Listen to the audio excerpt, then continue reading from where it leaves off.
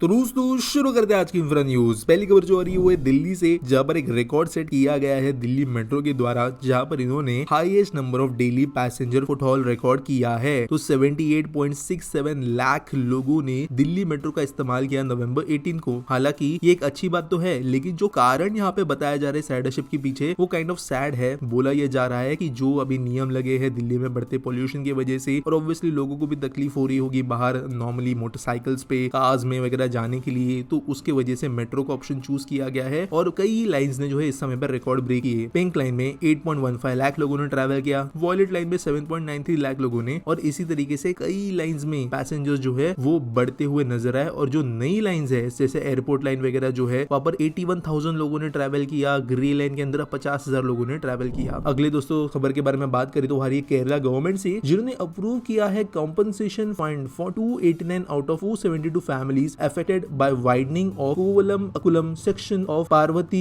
पुथनर canal. तो obviously दोस्तों कोई सरकारी प्रोजेक्ट में किसी की जमीन जा रही है तो पैसे उनको ऑब्वियसली मिलने चाहिए, लेकिन ऑब्वियसली इसका फंड अप्रूव होना जरूरी है, तब जाके काम आगे बढ़ पाएगा। तो गवर्नमेंट ने यहाँ पे 11 लाख रुपए पर फैमिली का फंड ये जो है वो अनाउंस किया है, और साथ साथ रीलोकेशन भी किया जाएगा इन फैमिलीज का, और जो इविक्शंस है वो दिसंबर तक किए जाएंगे ऐसा कहा गया है, जिसकी वजह से जो प्रोजेक्ट है वो ज्यादा आगे बढ़ पाएगा। जो लैंड एक्विजिशन एक्ट 2013 है उसके हिसाब से ये काम किए जाने वाले हैं, और ये वाला सेक्शन क्लियर होने के बाद 95% ऑफ लैंड क्लियरिंग हो जाएगा इस प्रोजेक्ट के लिए, जिसकी वजह से काम वाइडनिंग का शुरू हो सकेगा। अगली खबर दोस्तों जो आ रही है वो है देश के अंदर आ रहे इंटरनेशनल यूनिवर्सिटी से रिलेटेड, जहां पर एजुकेशन के लिए जॉन हॉकिंस यूनिवर्सिटी जो मैरीलैंड यूएसए की यूनिवर्सिटी है वो भारत में कैंपस बनाने के लिए सोच रही है, और मिनिस्टर ऑफ एजुकेशन के कुछ ऑफिशियल्स के द्वारा ऐसी खबरें मिली है। तो उनका एक डेलीगेशन गवर्नमेंट से पहले ही मिल चुका है। यहाँ पे ऑब्वियसली वो चीजें देखेंगे पहले, इंफ्रा कैसे बनना है, क्या यहाँ पे रूल वगैरह है उस हिसाब से, और जो करेंट डिस्कशंस है उसके हिसाब से ड्यूअल और जॉइंट डिग्री प्रोग्राम्स यहाँ पर देखने को मिल सकती है। स्टूडेंट फैकल्टी रिसर्च के लिए भी काम होगा, और data science, AI, futuristic technologies पे मेनली यहाँ पे फोकस होगा इस यूनिवर्सिटी का। देश के अंदर जो ज्यादातर बाहर के स्कूल्स आ रहे हैं वो आर्ट्स ह्यूमैनिटीज पे ध्यान दे रहे हैं, लेकिन कुछ स्कूल्स जो है वो बिजनेस स्टेम एजुकेशन पे भी ध्यान दे रहे हैं। तो होपफुली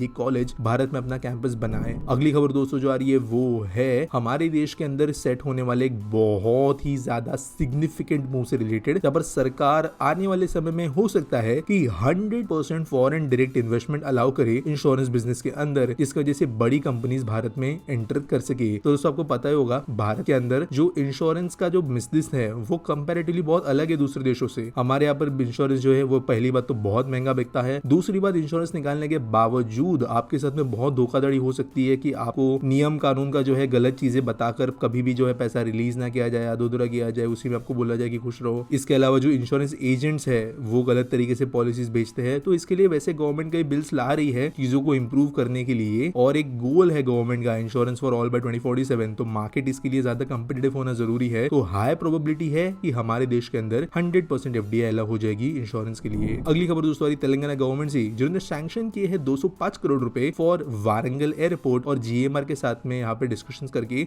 जो नो ऑब्जेक्शन सर्टिफिकेट होता है वो इशू हो गया है। तो यहाँ पे इसके वजह से वारंगल एयरपोर्ट जो है वो जल्द ही लोगों को अपनी सर्विस देना शुरू करेगा। एयरबस A320 टाइप एयरक्राफ्ट यहाँ पर लैंड हो सकेंगे, और वैसे दोस्तों ज्यादा दूर नहीं है कि इंस्ट्रूमेंट फ्लाइट रूल्स जो है वो भी यहाँ पर लग जाएंगे, जिसके वजह से ये एयरपोर्ट ज्यादा केपेबल होगा, और वारंगल में इसके वजह से कनेक्टिविटी बेहतर बन जाएगी। अगली खबर दोस्तों आ रही है अशोका बिल्डकॉन से रिलेटेड, जो निकल कर आया है as a lowest bidder for एक फॉरेन एनएचआई प्रोजेक्ट, और ये प्रोजेक्ट का जो टोटल वैल्यू है वो है 2791 करोड़ रुपीज। प्रोजेक्ट है वेस्ट बंगाल के अंदर एक 88.814 किलोमीटर का स्ट्रेच डेवलप करने के लिए और NH 166A और हाइब्रिड एन्युटी मोड पर यह प्रोजेक्ट बनाया जाएगा। यहाँ पर काम जो है ओपली जल्द शुरू हो। अगली खबर दोस्तों आ रही है हमारे PPP मॉडल से रिलेटेड, जो कि हमारा पब्लिक प्रायोरिटी मॉडल है, और यहाँ पर अब टेलीकॉम, एयरपोर्ट, सी पोर्ट्स, मेट्रो, इन जैसे जगहों पे इस प्रोजेक्ट एग्जीक्यूशन मॉडल की सक्सेस को देखने के बाद में ultra high and educational infrastructure में भी सिमिलर चीज जो है गवर्नमेंट करते हुए नजर आ सकती है, और शुरुआत होगी हॉस्टल से। तो आपको पता होगा हमारी कुछ सरकारी कॉलेज जैसे IITs वगैरह हो गए, एम्स हो गए, फीस तो यहाँ पे बहुत तगड़ी है, लेकिन सारे IIT एम्स के अंदर फैसिलिटीज कुछ बहुत तगड़ी नहीं मिलती है इन टर्म्स ऑफ स्टूडेंट्स, यानी कि जो है इंफ्रा पुअर हो सकता है, हॉस्टल्स की कंडीशन कभी कभी खराब होती है, और सरकार के अंदर आप जानते हो ये चीजें इंप्रूव करना बहुत मुश्किल है। तो गवर्नमेंट चाहती है कि प्राइवेट कंपनी के साथ में पार्टनरशिप करके जो हॉस्टल फैसिलिटीज है उनको बड़े इंस्टीट्यूशंस IITs IIMs के अंदर ठीक किया जाए, जहां पर मैनेजमेंट भी पैसे का पूलिंग करेगा, जिसके वजह से वायबिलिटी गैप को जो है पूरा किया जा सके, और ऑब्वियसली प्राइवेट कंपनीज को भी एक ऑप्शन मिलेगा बिजनेस चलाने के लिए और एटलीस्ट जो पैसा लोग दे रहे हैं उसके हिसाब से उन्हें फैसिलिटीज मिलेगी। अगली खबर दोस्तों जा रही है वो है हमारे PLI स्कीम से रिलेटेड। तो जानते हो स्मार्टफोन जो है वो हमारे देश के अंदर one of the most successful product बनकर आया है। ऑलमोस्ट सारे स्मार्टफोन देश में बनते हैं। तो यहाँ पर गवर्नमेंट जो है इन्होंने एक रिपोर्ट रिलीज किया है जहाँ पर पता ये चला है कि जो इंसेंटिव गवर्नमेंट ने दिए है PLI के अंदर वो इंसेंटिव से 19 टाइम्स ज्यादा रेवेन्यू जो है इस इंडस्ट्री ने डेवलप किया है। तो ऑब्वियसली ये स्कीम के अंदर जो छोटा रेवेन्यू है इसने एक बहुत बड़ी इंडस्ट्री डेवलप कर दी है। 12.5 लाख करोड़ का हमने जो है स्मार्टफोन बनाया और गवर्नमेंट ने 5,800 करोड़ की उसके अंदर सब्सिडीज दी। तो ये एक बहुत अच्छा रिपोर्ट निकल कर आया है। अगली खबर दोस्तों जा रही है वो है भारतीय रेलवे के कवच सिस्टम से रिलेटेड, जहां पर इसे डिप्लॉय करने का काम अब तेजी से चल रहा है। और यहाँ पर खबर आई है कि 1465 kilometre of route in south central railway अब कवच एनेबल हो गया है। तो वैसे दोस्तों अलग अलग स्टेजेस के बारे में अब ऐसी खबरें आना शुरू होगी क्योंकि मल्टीपल सेक्शंस में अब काम तेजी से चल रहा है। रिसेंटली हमने WR के रूट की बात की थी। अब ये साउथ सेंट्रल रेलवे का एक इंपॉर्टेंट लंबा स्ट्रेच है जहाँ पर रेल ट्रैफिक ज्यादा सेफ हो जाएगा। अगली खबर दोस्तों जो आ रही है वो है नई दिल्ली से, जहाँ पर गवर्नमेंट जल्दी सेटअप करने वाली है 30,000 करोड़ का maritime development fund to support ship building and ship repair clusters. तो यहाँ पर union ministry of port, water, shipping, waterways जो है उन्होंने कहा है कि हमारे देश में जरूरत है 1.5 लाख करोड़ की। अगले 5 साल के अंदर हमारे पोर्ट्स वगैरह को अपग्रेड करने के लिए 6 डीप ड्राफ्ट पोर्ट्स बनने हैं, 2 ट्रांसशिपमेंट हब्स बनने हैं और छोटे ग्रीन एंड स्मार्ट पोर्ट्स भी बनने हैं। तो यहाँ पर इसके लिए पैसा लगाना जरूरी है। दोस्तों हमारे देश में इतना ज्यादा ट्रेड होने के बावजूद हम शिप बिल्डिंग इंडस्ट्री में बहुत पीछे है। चाइना ऑलमोस्ट पूरी दुनिया का आधा मार्केट लेके बैठा है और उसके बाद में साउथ कोरिया, जापान जैसी कंट्रीज जो है बड़े लेवल पे इस इंडस्ट्री को ले बैठी है, जिसमें भारत का पोटेंशियल काफी हाई हो सकता है। तो इसके ऊपर काम अब किया जा रहा है। अगली दोस्तों फिर से मैरीटाइम रिलेटेड है, जब पर चेन्नई और व्लादिवोस्टॉक के बीच में एक मैरीटाइम कॉरिडोर जो बनना था वो ऑपरेशनल हो गया है। तो इसकी वजह से इंडिया और रशिया के बीच में मैरीटाइम ट्रेड ज्यादा बेहतर हो पाएगा और mainly crude oil, metal, textiles इन जैसे जगहों के बीच में ट्रेड किया जाएगा। ये मैरीटाइम कॉरिडोर 5,600 नॉटिकल माइल्स लंबा है और ये ईस्टर्न मैरीटाइम कॉरिडोर का एक भाग है, जहां पर पहले तकरीबन 40 दिन का समय लगता था भारत को यहाँ पे से सामान लाने ले जाने और स्पेशली यूरोप तक पहुंचाने, लेकिन अब 24 दिन का ही समय लगेगा। तो एफिशिएंसी काफी इंप्रूव हो रही है। अगली खबर दोस्तों जो आ रही है वो है ग्रेटर नोएडा से, जहां पर लिथियम इंडस्ट्री के अंदर हमें थोड़ी ग्रोथ नजर आ रही है। तो यमुना अथॉरिटी जो है एक पर्टिकुलर एरिया बना रहा है लिथियम बैटरी मैन्युफैक्चरिंग के लिए और SAEL ने यहाँ पर ऑलरेडी 150 एकड़ का लैंड खरीदा है, जहां पर ये बैटरीज बनाने का काम करेंगे।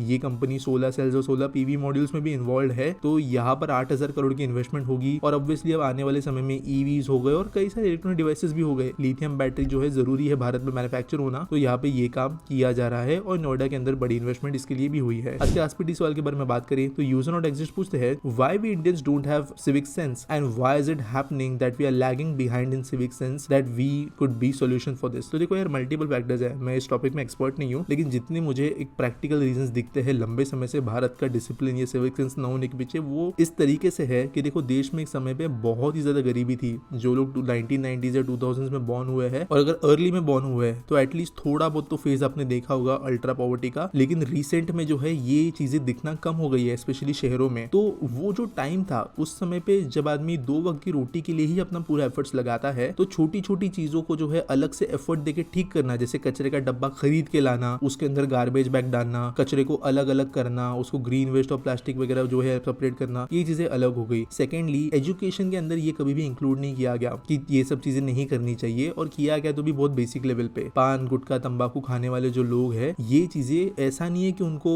पता है कि वो गलत कर रहे हैं फिर भी करते हैं। कई बार जो है लोगों को वो गलत लगता ही नहीं है और ये चीज जो है हमारे दिमाग में बहुत लंबे समय से डेवलप होती है। और फाइनली गवर्नमेंट का यहाँ पे जो है लॉ तो है लेकिन ऑर्डर नहीं है। तो कोई चीज अगर आप गलत करते हो और उसके लिए कोई कॉन्सिक्वेंसेस नहीं है तो उस चीज के अंदर बदलाव ला पाना बहुत मुश्किल है। अगर आपको रोज आदत है कोई चीज गलत करने की या कोई ऐसी चीज एक्सप्लॉइट करने की जिसकी वजह से आपको थोड़ी मदद मिल रही हो या आपको कुछ अच्छा लग रहा हो और उस एक्सप्लॉइट के बावजूद आपके ऊपर कोई एक्शन नहीं हो रहा है, तो करते रहोगे। अगर ऑफिस में जो है 9 बजे जाना है लेकिन 9:20 पे जाके भी कोई फर्क नहीं पड़ता है, तो ज्यादा से ज्यादा लोग जो है 9:20 के बाद ही आएंगे। तो ये एक सिमिलर, तो ये एक चीज है। तीसरी बात, ये एक बहुत बड़ा लॉन्ग टर्म प्रॉब्लम है। अब आजादी के बाद में जब अंग्रेज एक स्ट्रिक्ट रूल अपना छोड़ के चले गए तो कुछ समय तक तो उनके ही रूल्स चल रहे थे, तो आपको कुछ पुरानी वीडियोस दिखेगी जहाँ पे शहर ज्यादा साफ थे। लेकिन फिर उसके बाद में जो ब्रिटिश लेवल इंप्लीमेंटेशन होता था चीजों का, वो कभी हुआ नहीं। चाहे वो वेस्ट मैनेजमेंट हो, कचरा वगैरह जमा करना हो, चीजों को इंप्लीमेंट करना हो, ठीक से वो नहीं हो रहा था। पैसे भी नहीं थे, गवर्नमेंट्स ऑब्वियसली बहुत करप्ट थी और लोगों के पास में जब ऑप्शन नहीं होगा तो वो क्या करेंगे। फॉर एग्जाम्पल कुछ पॉकेट्स ऐसे होते हैं स्लम्स वगैरह के जहाँ पे होता नहीं है वेस्ट कलेक्शन। एक गरीब आदमी को अब ये फिर एक्सपेक्ट नहीं कर सकते कि वो जाके कहीं दूर फेंक के आएगा कचरा, और फिर वो आदत फिर कहीं बाहर भी लग जाती है। जैसे स्टेशन पर आपको देखने को मिलता होगा, लोग पटरी पे जाके फेंक देते हैं क्योंकि वो थॉट ही नहीं आता है कि कहीं भी डेडिकेटेड जगह होगी फेंकने की। अब कोई लोग इससे एग्री कर सकते हैं, नहीं कर सकते हैं, बट मेरे हिसाब से बहुत लॉन्ग टर्म सोल्यूशन है, और स्पेशली शहरों के अंदर विदाउट गवर्नमेंट इंटरवेंशन